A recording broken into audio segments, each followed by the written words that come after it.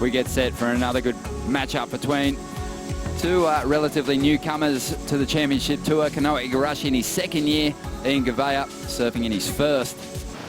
A lot of the time, and didn't have one second round loss, so this year he's had a couple. He wanted to avoid that, as we see Ian Gouveia stalling for the barrel. He's got that stocky stance, very planted on his equipment, and he's able to muscle through the curtain. Honestly, I thought after watching his first heat, I was like, he's not going to win a heat all year. And then the second round, he really stepped it up and has been impressing ever since. Here goes Kanoa Igarashi on his first wave. It's a good size one, but it's getting away from him. He's going to kick out. And up once again, there's that double arm stall. This wave a little bigger, and as a result, a little more hollow. And he goes all out on the end section. And that's what I've been loving from him. He's aggressive. He doesn't hold anything back. Sure, he took a fall there, but had he ridden out of that move, he would have been well rewarded. But just like we saw in the last heat, you know, those mid-range threes, they can come in handy at the end of the heat. I love the way he maximized his time in that barrel, and this is what we're talking about, that grab rail, looking for the nose pick reverse. They're in a real building stage at the moment. They've got a couple of tanks here on Tavarua. They're bringing a number of baby clams here to be regenerated in the next few days, and we'll share that story with you. But right now we've got Ian Gouveia up, and he just wasn't paying attention there to what that lip was doing. You can see our competitors just pushing wide to get a look at it. Ian Gouveia under the foam takes a chance on this one, and the chance doesn't pay off. He kicks out. Yep, probably hearing Barton's analysis that turns for the goofy footers aren't really scoring, so not even trying to lay a rail in that last wave. Well, he just scratches into this one. This wave's holding open for him. He's going to find the exit. So taking a chance on that wave, and this time he's going to be rewarded. He'll get rid of the 2.33. Should be his best wave. Stretched out nicely, and he has brought it right through to the inside. No water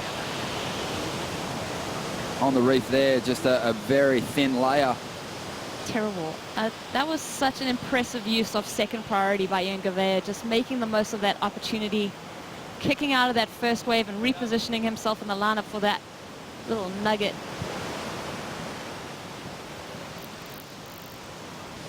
He encountered the reef on that occasion, but let's have another look at it. A tricky takeoff over that side-winding whitewater. Yeah, he has to negotiate that little bit of froth, then gets right stuck into that barrel there, just comes out with a lot of speed. You hear the cheers from the channel as he sets that rail, negotiates those ribs as this water starts to suck through on the shallow reef. He's not afraid to ride this one all the way through, just negotiating that floating maneuver. He really just wants to squeeze the judge's scale. Look at this barrel that he just sets himself up for, dragging that hand, finding the speed, and then just doing the pump in order to gain the speed for this maneuver. Yeah, Ian Gouveia, great use of second priority there. I think Kanoa Igarashi is going to be a little bit bummed he didn't find himself on that wave. You know, it's hard to register an excellent number. So a 7.93 is going to put Ian Gouveia out in front by a pretty decent margin now. And he's up once again, racing through to the inside. Has that double-handed stall, driving through a couple of chandelier sections, still going through this one. So much time. Wow. Inside the barrel, but eventually it just got away from him. It would have been dizzy inside that pit. That looked so fun.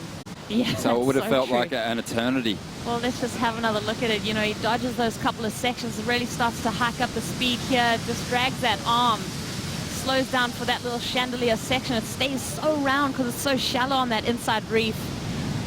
Gives him so much tube time. We've gone to the replay and he's still in there. Yeah. I mean, look at this.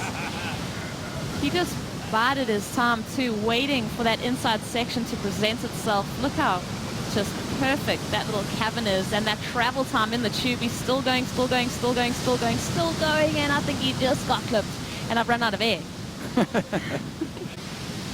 Can he turn this heat around in the next 3.5 minutes to go?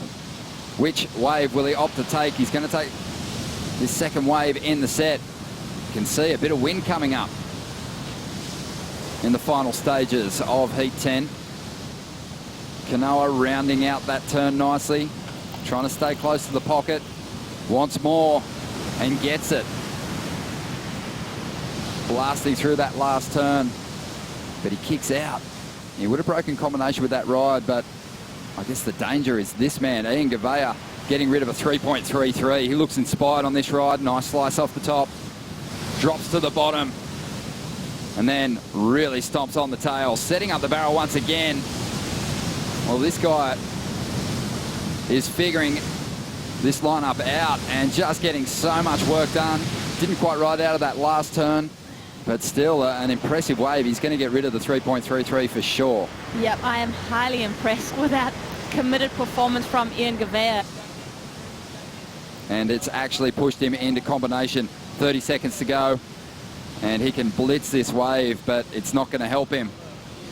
He goes all out, but with just 20 seconds to go, he's going to be left chasing a two-wave total of 15.11. So the heat comes to a close, and Kanoa never really got going in that exchange. Ian Gouveia, he was the busier competitor.